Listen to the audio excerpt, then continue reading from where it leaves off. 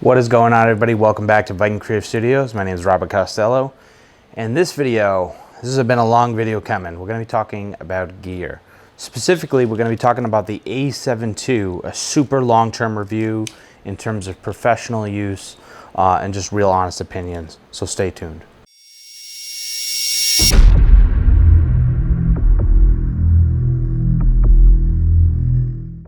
All right, guys, we're going to try to talk about this as fast as possible. The A7ii in 2019. Should you buy this? What are my biggest pros, my biggest cons on this camera?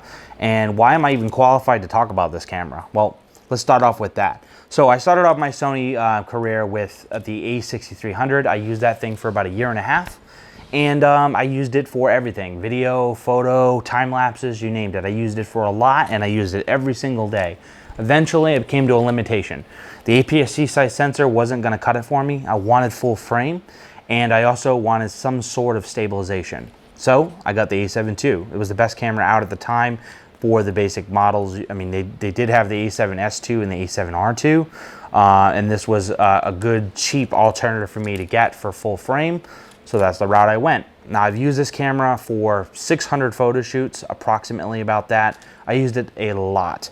I have hundreds of thousands of photos in on this camera, and I've used it extensively in a variety of situations. So both indoor studio, outdoors, landscapes, portraits, you name it, action stuff. I've used it in a variety of situations in different weather. I've traveled with it, I've packed it, I've brought it with just my hand, I put it on a belt clip, you name it, I've used it in every situation that you would normally come across. And I feel like I'm pretty familiar with the camera. It does have some serious drawbacks. It does have a couple pros. So let's get into it and talk about what I think is really, really great and what is really, really bad on this camera. First of all, let's talk about some of the really great stuff. The image quality. The image quality on this camera is stunning. It's definitely an older sensor. There are newer technology out now since this came out, but you got to remember this has been out for a few years now, and the images that come off of this camera, just in real world situations, are just still really good. They're just really, really good. Unless you're pixel peeping, no one's going to have a clue. The color science on it is actually not that bad. It's not as bad as the old Sony APS-C cameras, such as the A6300, but it is also not as good as the newer full-frame third-gen cameras or the newer crop bodies from Sony. So it kind of sits somewhere in the middle. It's definitely usable, and you can get away with a lot. Another thing about this camera that's really nice is that the low light performance on this is killer. Now, obviously it's full frame. Sony sensors are usually good in low light, and this thing is no exception. It is actually really good at low light. I used this thing for some astrophotography, and it was a great time. I got some really killer landscapes with this thing, some nightscapes, time lapses, you name it. This thing is pretty stunning. It's not a big camera. It's still a full frame size camera, so it does take up a little bit more room than like something like the A6300, but it's still compact enough that you could carry around all day and it's not going to break your neck.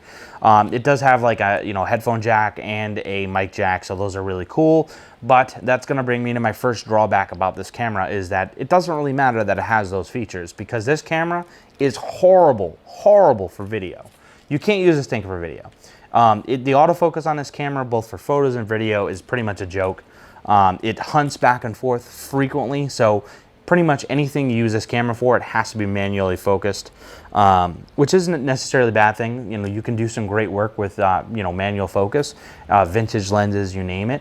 But nowadays there are some really good autofocus systems coming from Sony and other companies, so the autofocus on this thing was just really bad. The A6300, which I had basically upgraded from, had substantially better autofocus, so that was a huge letdown for me.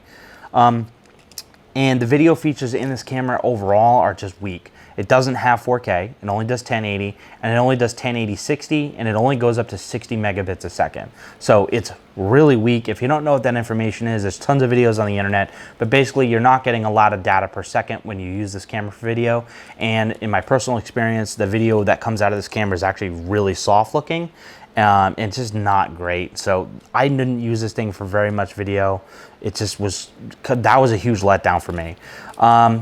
Another thing that was really bad about this camera was the battery life. Now, it hits you in two fronts. First of all, it uses the old battery system. So one of the things I did when I used this thing was I always had to carry tons of these little chiclet batteries, these old Sony batteries. I carried like 5 or 6 of them, no matter what. was going out for an hour, you need 6 of them. Like, it was crazy. I'd be in the studio shooting a model. This thing would go into sleep mode when I was not touching it, and it would, you know, not use it for a few minutes. And I would still go through like 6 batteries in a 2-hour session. It was really, really weak. So you need a ton of these batteries. So they're really small, so they're not hard to carry around, but the fact that you got to remember which one's charged, you have to charge them all the time, you always got to plug them in, that just becomes a huge hassle. So that was one of the first things I hated about this camera, was the battery life was horrible. You get a couple hundred pictures out of it and the battery would be dead. I did get the dual battery grip and it was still horrible. You know, you'd still be draining 2 batteries out of this thing pretty quickly, and it just wasn't practical. The battery grip on this thing did actually make it a lot more comfortable to hold, but it also increased the size a lot. So then I became limited with it, wouldn't fit in certain bags and whatnot. The other thing about the battery life that I really hated about this camera was the USB charging. It doesn't USB charge while the camera's on. So like my A6300 and the newer Sonys, you can plug it in into like a USB battery bank if you're doing like a lot of video work or on location, or you're doing time lapses over an extended period of time. You could plug it into an external battery and it would just run its power off the USB battery. This did not work. It doesn't do it. It only charges when the camera's off. So as soon as you flip it on, it cuts that power and it runs off the battery in the camera again. And that was a huge letdown because I like doing time lapses. So at this point, it pretty much came obsolete for time lapses unless you're doing shorter ones. You know, half-hour and hour time lapses, and you're at your max because the battery wouldn't last longer than that. So that was a huge letdown for me, was the battery life, the video features. The image quality on this thing is stunning, don't get me wrong, but in terms of a real-world, everyday situation, those things cripple you. You know, always running out of battery, always running out of, you know, autofocus. You have to manually focus all the time. That made it hard. This camera does technically have eye autofocus. It only has eye autofocus in single point autofocus, so meaning it would lock in and then that would be it. And most of the time, whenever you did try it, it would actually fail. It would completely miss focus. It just was not reliable. Another thing I actually used this camera for a lot was live streaming. So we would again put it on manual focus and we would live stream with this thing, and it worked really good except for the battery life. Everything you do was crippled by the bad battery life on this camera for me, and that was a huge letdown. So in terms of like its versatility, it just, no matter what you did, you were always hampered by the battery. So that was kind of a letdown, but the image quality for live streaming was really good, and we use it as a backup camera. So we normally would live stream with multiple cameras. This would become one of them. So we would switch to another camera, switch the battery out, plug it back in, turn it on, and then we would flip back to this. And it would work okay like that, but again, you know, it's just a hassle of it. It wasn't great. It does have only 1 card slot. I shot 600 plus photo shoots, and I had 1 memory card fail on me, and I shot, I don't know, 1,000 per photo shoot, like at least. I'm a fast shooter, I shoot a lot. Time lapses, you name it. I'm talking hundreds of thousands of photos on this thing, and only had 1 card fail, and I think it was the adapter on the card that wasn't plugged in all the way. It wasn't really the card. So the 1 card slot really didn't hamper me too much, but if you were gonna shoot weddings or something like that, then I mean, that's kind of a little, you know, nerve-wracking and whatnot. So having a camera with 2 card slots is actually pretty nice.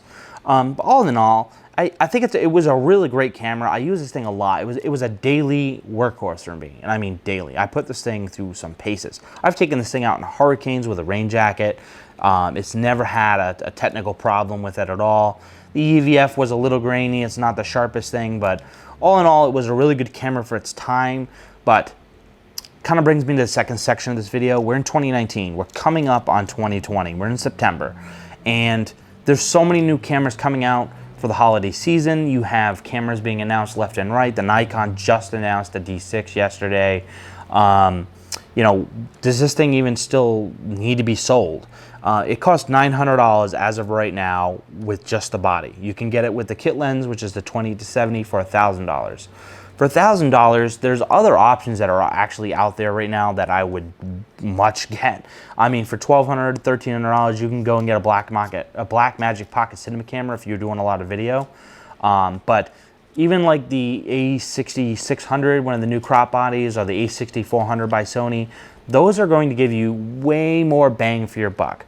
Now, the A6400, in my opinion, is fantastic, but the new A6600 beats this camera in every single way except sensor size. That's a crop sensor. This is full frame. but the sensor technology is so much better in the 6600.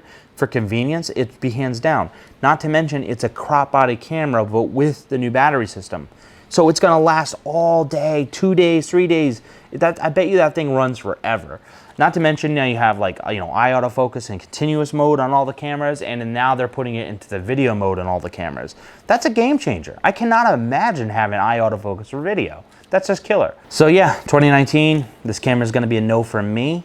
I just think there are too many options out there now, both at a higher price point and as well as an equal price point. You just have substantially more technology in the newer cameras that make this thing kind of obsolete.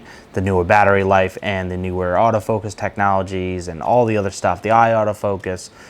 You just get spoiled with the new stuff that it'd be really hard to go backwards. Hope this helped you guys realize, what this thing kind of looks like in the market today. It's a little weak compared to when it came out. When it came out, it was really good. Now it's a little struggling, but we still love it. We still love Sony. Sony's still great. It's just, this one particular camera has just got too many setbacks for something I would recommend in 2019. Anyway, guys, thank you very much for watching. If this helped you guys out at all or answered any kind of questions you may or may not have, if you're thinking about buying this or you have bought it in the past, leave me a comment down below. I'd like to know what system you guys are using now. Especially if you used the A7 II in the past, I would love to know what you eventually upgraded to or what you're thinking about upgrading to. And leave me some of your experiences down below in the comment section so I can read them and check out some of your videos. That's going to be it for me. So everybody, thanks for watching. Stay tuned, subscribe, ring the bell, all the yada, yada, yada stuff. And we'll see you guys soon for more videos. Everyone have a great night.